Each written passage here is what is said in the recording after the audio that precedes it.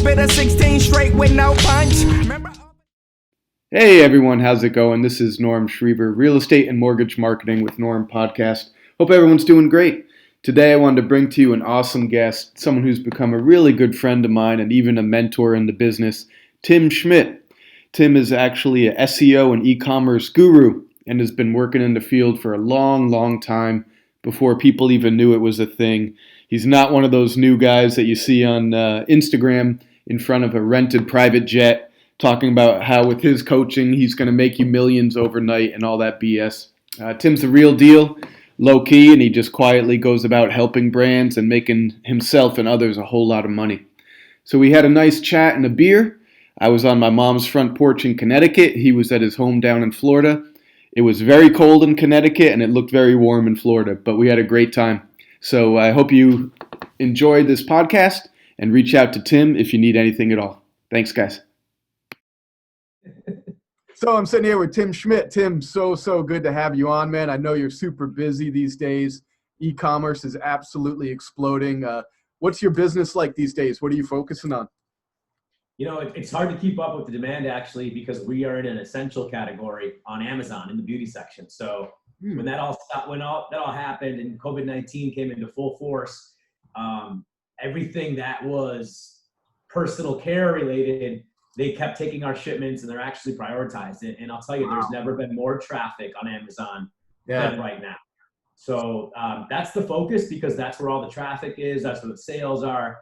And you just got to follow the money. So it's keeping up with inventory, staying on top of the customer service and really just head down doing that right now. I have boarded a few new consulting clients, but they're kind of people that are seeing this downtime as a time to focus on their site and look at things because they have so much time and they're like, this sucks. Like this site sucks ass and I need to fix some things. So I've got a lot of people that needed to get some kind of tune-ups, on their SEO and get their foundation set properly. So I've had a few of those jobs come in lately, but the focus continues to be helping them out and continuing the Amazon stuff in beauty. That's great. What would you estimate? I don't know if you have a rough number or if you've heard. I've heard something like e-commerce across the board is up like 400% or something. What's your experience? Yeah, I mean, my sales have tripled off last year's average month. Wow. Since March. And it's, we're going into month 3 of this now, I guess. If you take March 1st, it's kind of like when it didn't really start, but people started kind of freaking out. There were some whispers about it. Yeah. Now we're going into May, later this week. So it 60 days of it's been pretty incredible, to have your business be tripled and in that one channel at least. And when people, once those stimulus checks hit, I know they have for a lot of people, but I think I'm getting mine Wednesday, and I'm sure once you could almost see the corresponding day with e-commerce in general, where people go online and just start buying stuff, right? Yeah, I can't really track it to stimulus because I've heard people getting their money at all different times and stuff like that. But what I've seen, the trend that I've seen more than anything is that a lot of overseas orders are ordering on Amazon, and our average ticket's somewhere in the $30 range, and they're paying about that just to get it shipped abroad because they just simply can't get into stores there, and so they're ordering from the U.S. and Amazon, and obviously there's a shipping cost for that. That's great. Yeah, so you're thriving as always. You always do well, but tell us a little. You weren't always doing well in your life. You had to build up to this, and you put in a lot of work and sweat and time and hard years to get to where you're at. So tell us a little bit about your background. Go Sure. all the way back to the pond hockey Minnesota days. Yeah, so I was born in South Dakota, raised there till I was about 8.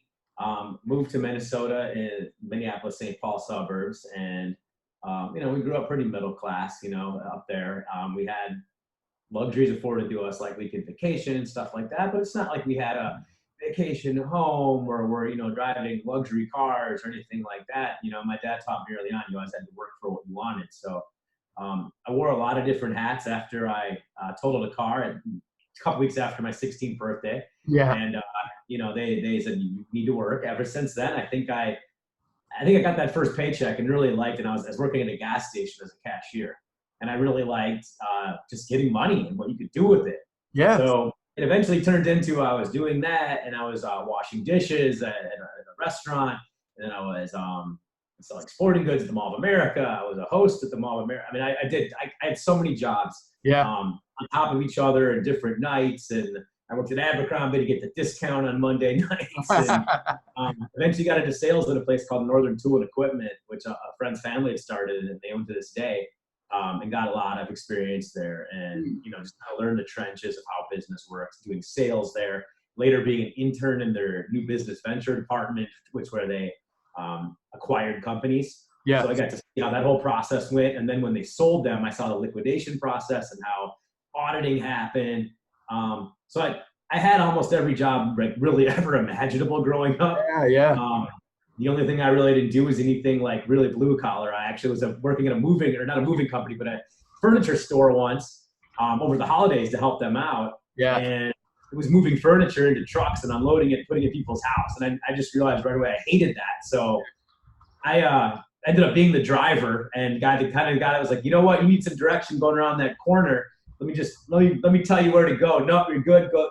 So I realized early on that I'd rather be behind the scenes and kind of doing some things and thinking bigger and not just kind of grunting along doing stuff.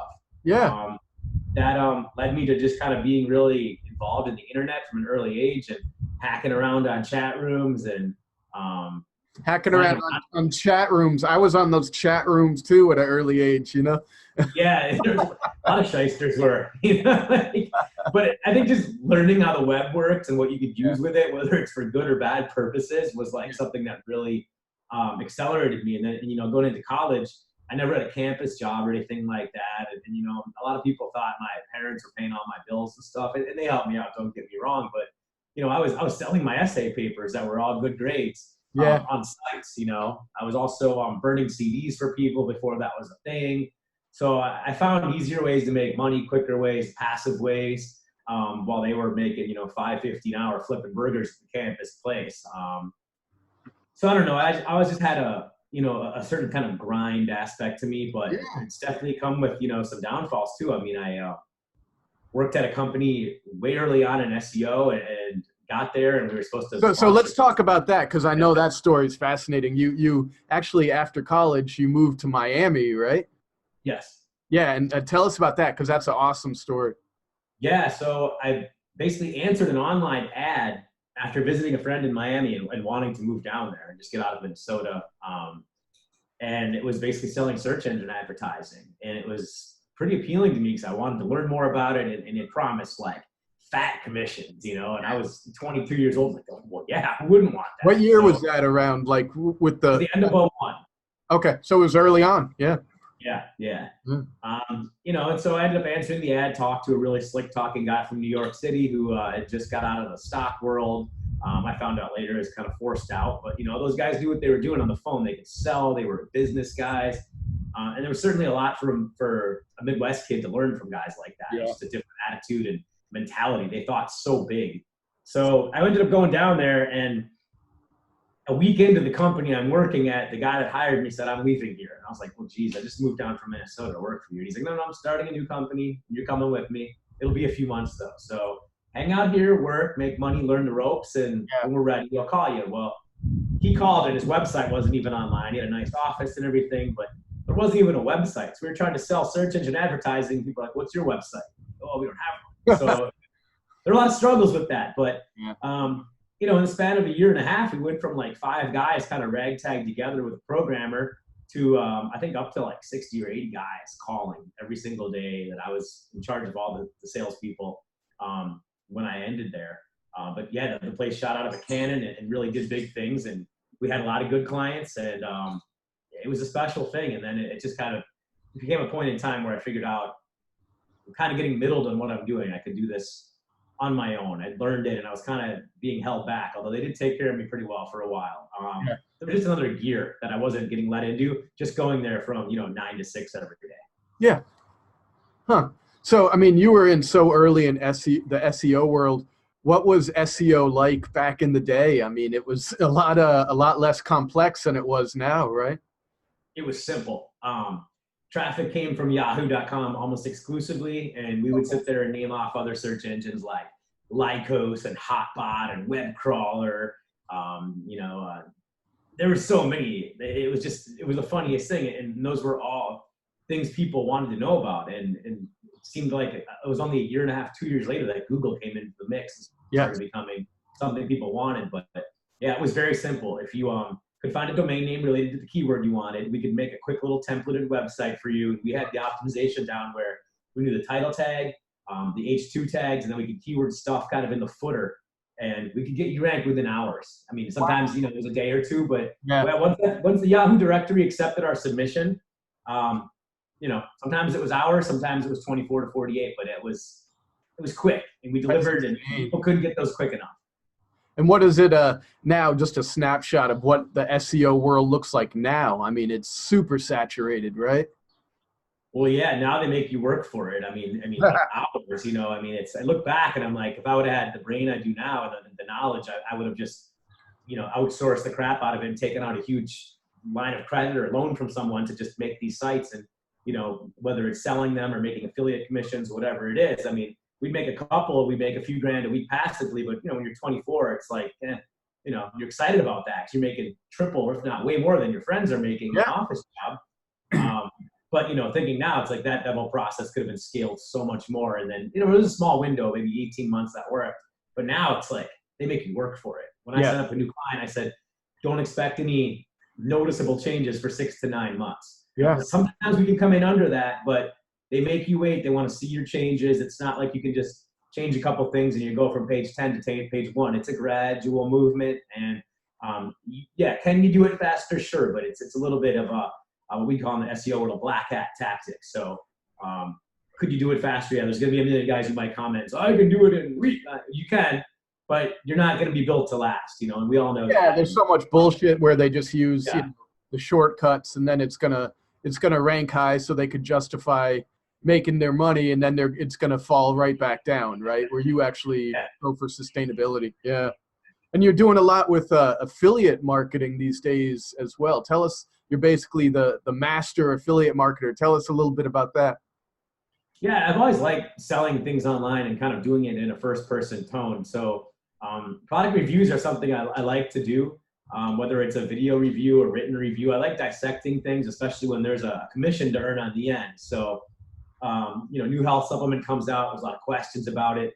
I try to be really in depth about it and not only talk about the pros, but also talk about the cons. You can always find a con, whether it's price is a little high.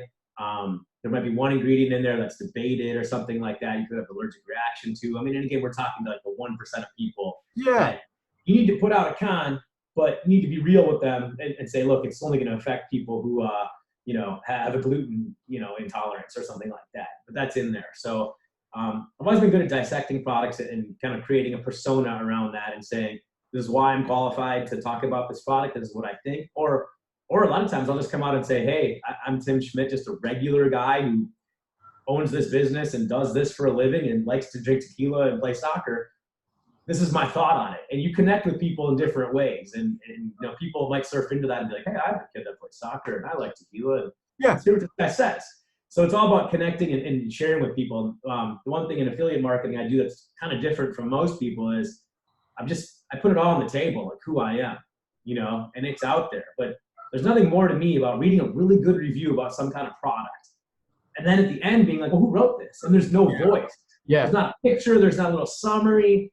It's like, where's this coming from? And I like to connect with the person and kind of know, okay, like this guy just reviewed a log splitter and he's from northern Minnesota, and his name's Paul after Paul Bunyan. Yeah. I take that even if it's fake, I would be like, wow, like, okay, this guy seems pretty credible, And I think that's really important when you're reviewing products online. And that's kind of how I've carved out a little niche for myself. Yeah, and you did really well with that because, now everyone throws around the word authenticity like it's a new strange business tactic, but it's really keeping it real and just being a human being and be balanced. There's some pros, cons, but you've done really well with different brands, products, affiliate marketing with persona hacking.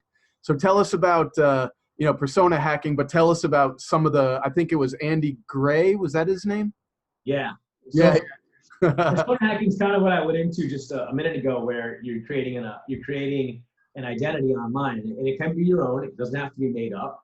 But when you're reviewing products, like back in the day, I just started my skincare company. I didn't want to cross my name up with a guy who was just smoking these e-cigarettes incessantly and reviewing them. And this is before they were popular. It's like late 2008. And people had questions about them, and I tried to answer them. So I made a different name just to kind of separate myself. I used the name Andy Gray, and I would put these together and smoke them on camera and give reviews live. And my son was involved as a little 4-year-old prop, and I would say, hey, do they burn? Let me put it in. Nope. It was really authentic and real. And I went to the guys that I was a longtime smoker trying these things out. And the funniest part is I made mistakes on camera. Like I'd say, this is a disposable, or this is a 2-piece or a 3-piece, and I was wrong. And people would point that out in the comments. Yeah. So my next video, it actually gave me fodder, and it was like, thanks for everyone who pointed that out. As you can see, I'm fumbling around with this and learning just like you. We're going to unbox this one now. And, it became authentic that I think anyone who's ever had a big following out there has kind of been fueled by haters too. So I think like people love saying, you dumbass, that's not a 12 nicotine milligram cartridge. That was an 18 you put on there. It's like, cool, but it creates more banter, and it kind of creates haters are great. It means you're doing a big enough, you're getting it out there enough where you're attracting people who are emotionally invested and bringing you down. That's great, Oh yeah, and you can point to things as far back as like the heels in wrestling, the bad guys. I mean, they get fueled by the haters, and people online right now, like Grant Cardone's got his fair share of haters. By the way, did he go bankrupt? Is it true that he went bankrupt? I haven't followed that closely. Someone had mentioned that to me on a phone call, and knowing him, it's probably all a marketing play or some sort of content play. I don't really see him going bankrupt. Maybe, he is in some commercial real estate perhaps, but I don't see it happening. And if it is, it's probably a restructuring. He's a smart guy though. He does a good job. No doubt. Yeah. So how about over the years, whether it was SEO, affiliate marketing, your own with Ice Cold Marketing, your own campaigns, your marketing campaigns, what were some of your biggest hits? What are some things that just blew up? Skincare, Skin Pro, being something I'm going on 11 years now, is something that doesn't always have just a windfall of cash getting produced by it, but it's a strong business with a lot of good margins in it. And there was a time when we had a product that we'd done the research on, and we put all these great ingredients in it from overseas lab partners that we really believed in. And we'd made it for a couple of years by that point. And there was an episode of Dr. Oz that talked about the specific ingredient that we were hyping and touting on our website. And he said that that particular SKU went from about 15 to 30 orders a day to 200 a day. It lasted for quite a while. A few quarters. So that really was a turning point thing. And again, he didn't pick up our product. A lot of people thought he did, because if you searched our Gyroline, which is the ingredient we use and still use, a lot of the sites on page 1 were our own sites. So they came into it and were like, wow. And he literally said, if this isn't in your anti-aging cream, you're getting ripped off. Wow. When you first heard that, you must have been like, oh my God, a rainbow just blew up my ass, huh? Well, to be honest with you, we didn't know. Okay. We didn't know where it came from. It was a Friday, and the sales started picking up after the show ran in the afternoon, and it was sometime in the evening where a consultant that was working with me said, hey, you looked at the stats? And I was like, no. And he's just, check them out. And then the traffic. And I was like, oh my God. And he sat there and scoured the internet, and he found about 24 hours later that there was a show, and then some of the emails even cited that. Yeah. Traced it back. And whenever that show would rerun in the future, there'd just be a barrage of orders. Yeah. Winner, chicken. Because people would blog about it, and it would be talked about on his site. And then people would go, and it literally drove the momentum for that ingredient for several years. So that was probably the biggest burst of I think just being prepared and having luck that kind of blended together and really just catapulted things. Yeah, and some of the other, even early on, some of the other crazy ones. I'm leading you towards the Prancer size lady. Well, that got us a lot of traffic. Yeah, that was kind of something that we did to capitalize on her success, and luckily she was local here, and not far from here at all. And we reached out to her after her viral video went out there and started getting consumed by the masses. And so around when was that? Like 2005 or something? Or I don't remember. That was 2011 or 12. Okay, and there was for you youngsters, there was she was selling like online was it online or a commercial, actual commercial, her prancer size? It might have even been a DVD. DVD, okay. And it was like this nice, a little bit older lady who was doing the most ridiculous prancer-sizing, exercising thing. And it was so bad, it was awesome and became like a cultural phenomenon. So Tim, you reached out to her, right? Yeah, so I reached out to her and said, I love your video. And I have a couple brands that I'd like you to do some promotion for it, because she claims she's a health nut in her videos. So initially I wanted her to do something for Skin Pro, but she, it's kind of self-admitted, I don't really take care of my skin. I'm not a skincare person. So when I talked to her, we started getting to know each other a little bit. She had told me she loves to go to the casino. I said, do you smoke? And she said, no, smoking bothers me. I said, boom, we have an e-cigarette brand. There you go. So we shot a skit with her and, paid her a pretty reasonably small fee for what she did for us. And a month later, she was in a commercial with Snoop Dogg and Dennis Rodman. And I know she got 6 figures for it from what I read. So we caught her early, and sometimes you just got to do that. And it's not really getting that opportunity, but what you do with it. So that was front and center on our header of our website. The thing went viral. When people looked for prancer size, they found the Bull Smoke ad and laughed, and it was blogged everywhere. And that was a catalyst for growth there. So that was pretty cool. Yeah, and you've tried, you're not afraid to get creative. You're not afraid to get out of the box. The worst part about marketing or advertising is when companies are so stuffy and they think they could just throw up a slogan and a logo and people are going to be attracted to it. But you really have to generate interest and get creative and make people laugh. But you've also had some misses. I mean, it's not like everything you touch makes money. So tell us about that process, about things that you've invested in that didn't work out, or maybe they went south overnight because of, the recession or the housing crash, or now with the pandemic. But that's just a part of the game, right? Sure. I mean, there's plenty. I went to Costa Rica to work on a real estate development project and do marketing for that. And that went, it was a couple of years of my life that we just didn't earn any money. It just sunk money into something. So that obviously was just really bad timing on that one. I've had an internet venture called New Bag, which was a nail product that was really well received, but it just didn't sell. It was more of a gimmick. And I've had more than I even could remember.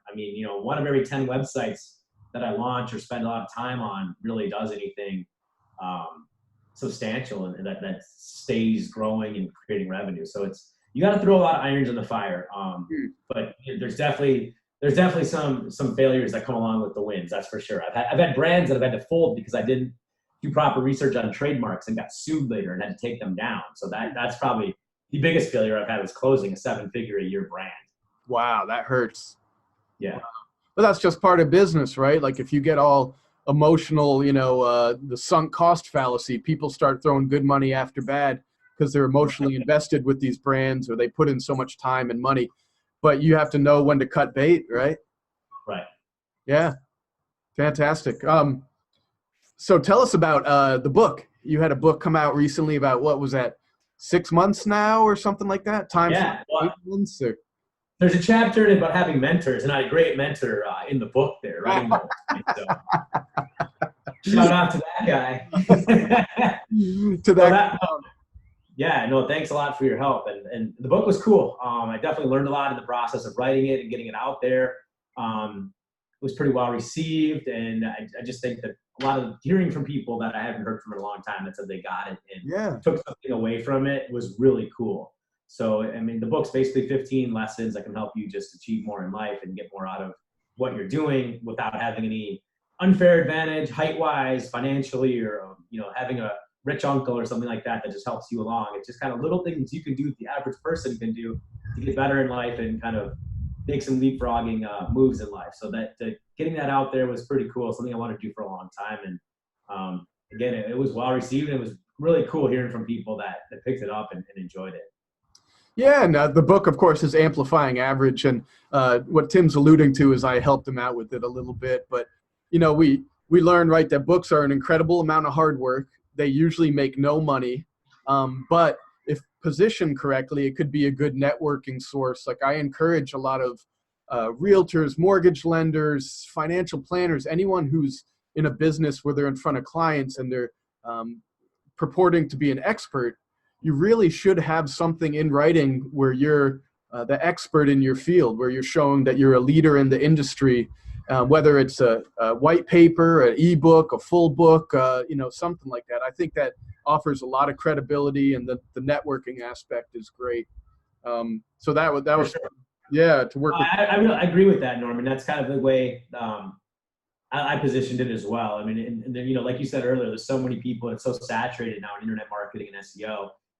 People are making decisions every day. It's like you can go with someone older that you might not have heard about, but if you start doing some research behind me, you'll see I was behind a bunch of companies. I had a book out there. I mean, there's a lot of different things. So yeah, like you said, it's something that might be the difference between someone doing business with you and not.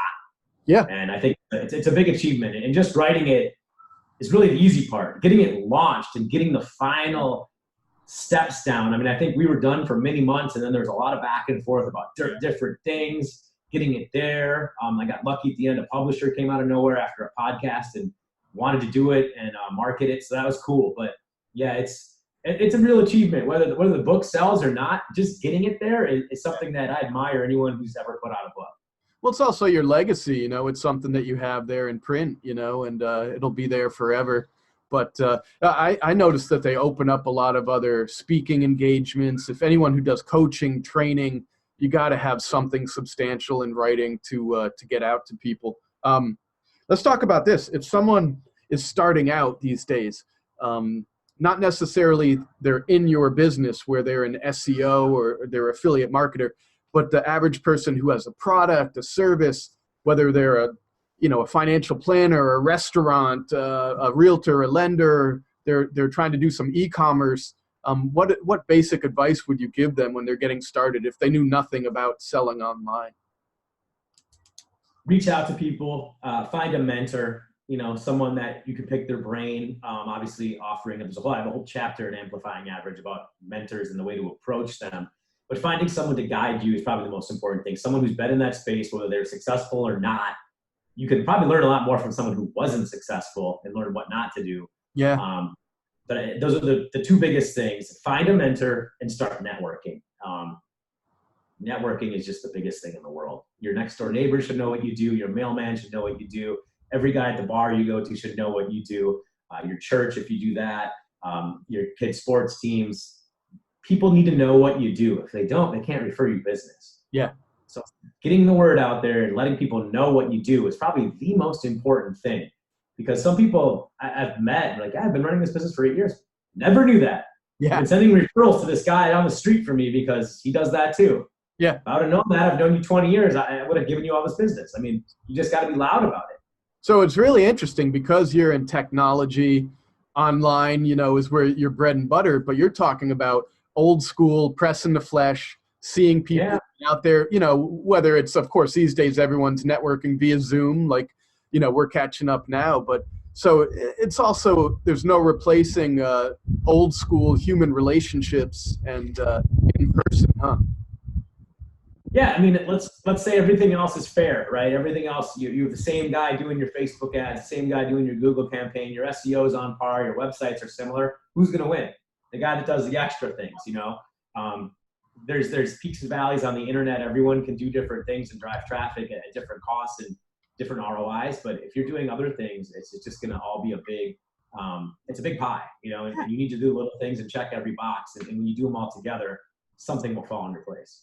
And like you talked about, there's a lot of ways people could support you or help you when you network with them, more than just, plopping down their cash and buying your product, to have mentors, to say, oh, you need a good business banker, you got to talk to this guy. Oh, you need a good, website or whatever. So there's a lot you could benefit just from getting the word out there. Let me ask you about this. When we're talking about marketing tools for people, everyone and their mother wants to do Facebook ads. Like, I've noticed every realtor and lender now, Facebook ads. And they think it's going to be like this holy grail of ready buyers and sellers on their desk every morning. What are some tools that you use? I mean, video, people are talking about Instagram and they're all in on that. YouTube, what are some things that you use, or do you recommend a balance of everything, or how do you navigate that? I mean, I'm kind of old school as far as that goes. I really rely on my email list. and YouTube. And one of the biggest things people are not doing that I've been teaching people to do during COVID-19 is using your email address list during COVID-19 to create and cultivate relationships.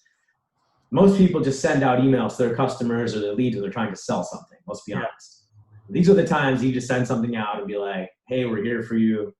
Even if it's a simple message like, we're thinking of you, we're taking precautions here, we're still open, there's a discount code, whatever it is. It's just that little touch point, letting them know, hey, we're in this together. Even if it's something like you want to vent or you want to email us, we're here. We have extra time. And that goes a long way. So as far as that email list is very important. If you don't use it, you're wasting your biggest asset, having relationships with people. To me, YouTube is something that's really cool. Clients of mine have been using it for a while. I have one client who's just extremely good on camera, and I urge him to do as many videos as he can. And he's been putting out videos during this whole pandemic about things that real estate investors should know and can do. He's been doing a great job at it. And those are things that last forever. When people Is that Ryan? Is that Ryan? Yeah, Ryan Coleman. Yeah, he does do very well. I've watched some of his videos, and he's been on the podcast, of course. Yeah. Okay. Yeah. So Ryan's a great guy. President of the National RIA Real Estate Investing Association in the United States. So he's been making a lot of these and sharing them, and that's a good thing because people want to know that a company is going to be with them. When people look up their company a year from now, and he's like, hey, we don't let you go, we don't ever leave you stranded, they're going to go back and see these videos made during COVID-19 and be like, wow, those guys, they're around doing this. They're putting their name out. They're out there teaching and helping and giving out tips for free when they don't have to be working. They could just be shut down and whatever. So that's important. It seems like, I am basically a beginner compared to what you know, right? But what I do know about YouTube, of course, affiliated with Google, so it's a massive extension of the search engine, but people go there because they're looking for information, for resources. It's not just entertainment like scrolling through your Instagram because you're bored, right? So people are typing in, how do I do this? Where do I find this? Give me a good, honest review on this. So that's why YouTube is so pivotal as well, it seems like. Speaking about Instagram, right? Everyone is like, anyone who's young, it's like, oh, it's all about the gram. And now you have a million videos of people in front of their pool and their private jet trying to sell something. And then you have videos of people teaching you how to sell something and people teaching you to sell something. And it just gets so watered down. It looks like all the same bullshit. Is anyone making really crazy money on Instagram? All these young people who are just, putting up videos in front of private jets and showing their ass? No, the only ones that are really making, the verified money are the influencers that are usually famous people or models that get paid product insertion, fees for posting, being at some hotel or at some club. There's product placements too, like weight loss, diet and stuff. Yeah, they're getting paid, but people selling courses, it's just all smoke and mirrors. And there's just, like you said, there's so many. Yeah. People were doing that 5-6 years ago, and some of them were real. Some were doing it because they were trying to sell a course, but people don't really buy into that anymore. It's just, it went so fast. And, the FTC came down on a lot of those people too. And if you look at people's pages, they've got these disclosures, like all this was rented to shoot this commercial or something like that. Oh, I didn't know that. They have to disclose that. Some do. You can look for those at the bottom or in disclaimers, and I'm not saying they're all fake because they're certainly not. There's some real people out there doing those. But,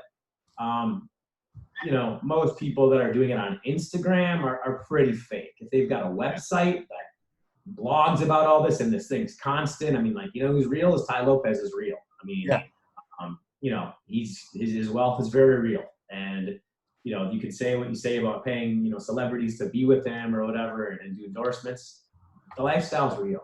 Yeah. And it goes back years and years and years. So, I've never done any of his trainings or anything like that. I've never met him. I can't speak to that, but he's one of the examples of people that's out there doing it. And I don't think he does a lot of those, kind of videos anymore, but it's just, if anyone's got a camera and a camera phone and lives in a nice area and can get in front of a car and pose, they're all of a sudden somebody. So my advice to anyone looking into those kind of courses, be very careful. Look them up everywhere you can, whether it's LinkedIn. If they've done anything substantial, it's going to be in Google. You can type in their name, reviews, reputation behind their name. you'll find out a lot of stuff. You can type in their name plus scam. Yeah. You'll know. If there's not any information, it's because they're brand new and they've never done anything. I mean, the internet catches everything, and there will be reviews if you're good or bad. Yeah, interesting. So now, where do you see? Let's look big picture. Now we're in what is it? Like you said, almost May 2020. So we're in the middle of the COVID-19 pandemic. The world's upside down. No one knows what the hell's happening. Where do you think commerce is going next? Society is going next? What are the big changes we're going to see? And of course, everything is more and more online these days. But what are some of your impressions about what's going on these days? I think things will stick online a lot more. People will be very careful. I think things like concerts and sporting events will have a lesser attendance, at least for the near future. And that might be 2 years, might be 5 years. I don't know. Yeah. But there will be a portion of people that are just going to be careful the rest of their life and getting in big gatherings. I just think that the world has learned that we can live without all this retail. You know, I love going to the mall as much as the next guy to just spend time and cool off and walk around and see things and touch things and then go home and buy them online. But I like getting out of the house. But I just think we've realized that they don't need a big retail store, every brand in every city. You know, if you know you're a size large in Nike, you can go online and find it. And a lot of those stores were kind of omni-channel the way they were anyways, just kind of knowing people in that industry.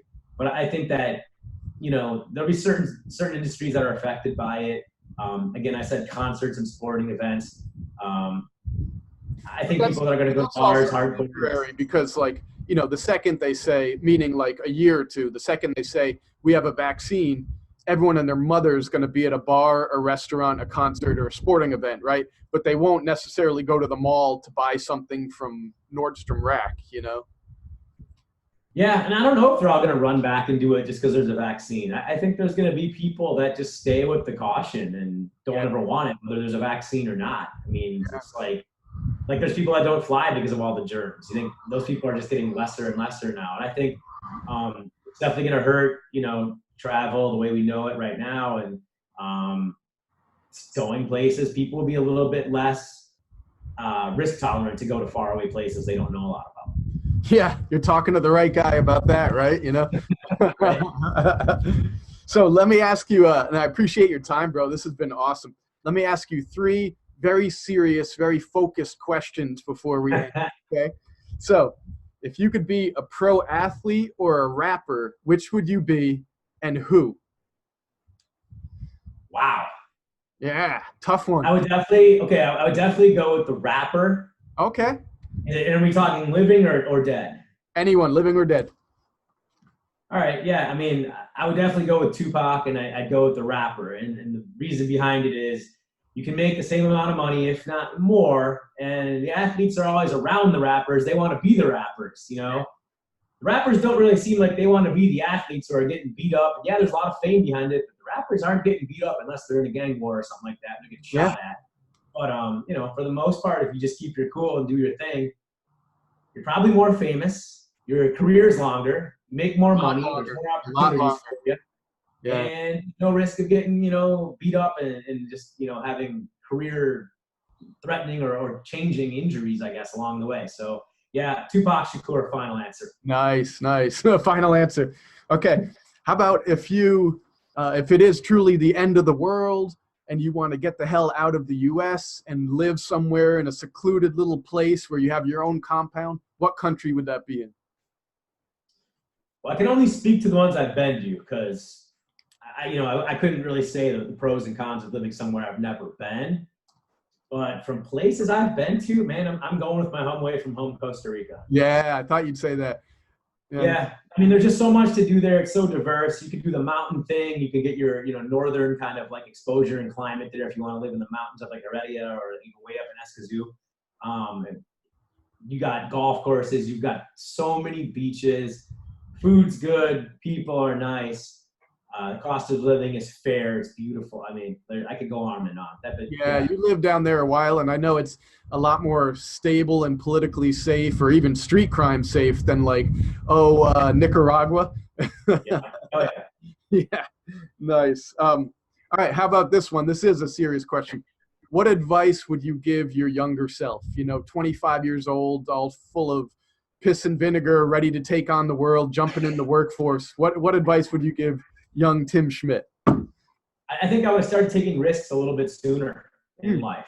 You know, I think I was pretty straight and narrow as like a high schooler, and just kind of stayed the path for a lot of different reasons, and didn't really take a lot of chances other than I worked, I played sports, and that was about it. But, I didn't really do anything to just defy society or do anything really changing until like later in college and then after college. I would have definitely, and the risk might have been something as easy as like I was a much better soccer player than a hockey player, just saying, screw it. Love hockey, love my boys, but I need to quit and get better at this because it might be a bigger future. Yeah. And I think that's one thing I look back and it's like, you can focus on one thing and just do it amazing. You go further, right? I mean, that's just, everyone gives that advice all the time.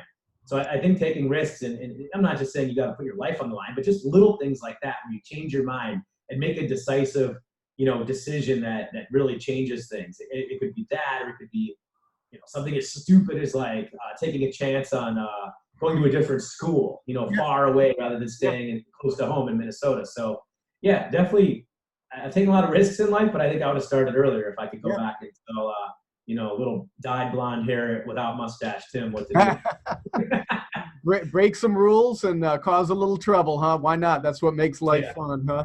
Absolutely. Well, be good, brother. Thank you, huh? All right, Norm. Peace out, man. Thanks for having me. Yeah. What is up, man? Chilling. What is this thing? Are you doing porn now or something? No, I figured I would.